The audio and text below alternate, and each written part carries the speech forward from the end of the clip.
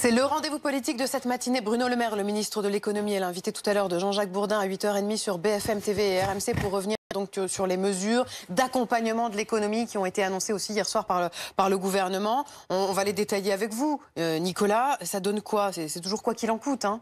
Quoi qu'il en coûte, le temps qu'il faudra. Alors le chiffre, 4 milliards par mois, c'est pratiquement ce que rapportait l'ISF en un an avant, c'est énorme. À quoi va servir tout cet argent? Parce que, enfin, on est surpris par la somme, c'est pour ça que j'hésite. Enfin, ah ben non, mais... Combien de zéros?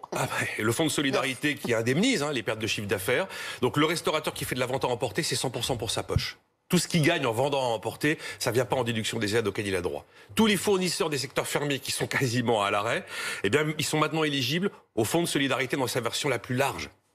Le fournisseur qui a perdu 70% de son chiffre d'affaires, il peut maintenant obtenir l'indemnisation de 20% de son chiffre d'affaires dans la fameuse limite de 200 000 €. Et puis, il n'y a plus de limite de 50 salariés. Après, troisième niveau, l'indemnisation des coûts, les factures, les loyers, tous ces coûts fixes qui pèsent. Eh bien, maintenant, l'État prend en charge 70% de ces coûts fixes pour les grosses structures, avec un plafond de 3 millions d'euros.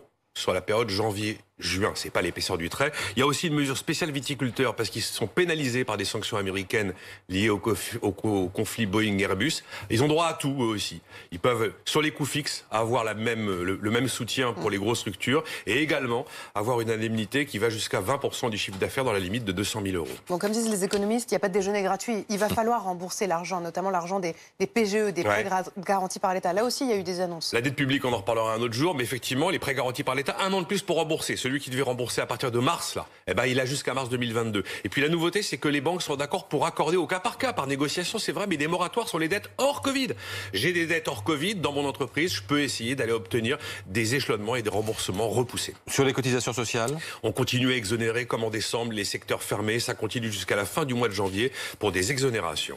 Et prolongation aussi pour le chômage partiel? On continue le chômage partiel, secteur fermé, les commerces fermés à 18 h, prise en charge à 100% par l'État.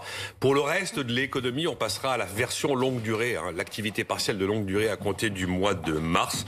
Là, le reste à charge de l'entreprise n'est plus de 15%, mais de 40%. Et puis, point important, Bruno Le Maire confirme qu'il n'y aura pas de hausse d'impôts et confirme que les baisses engagées et promises auront bien lieu.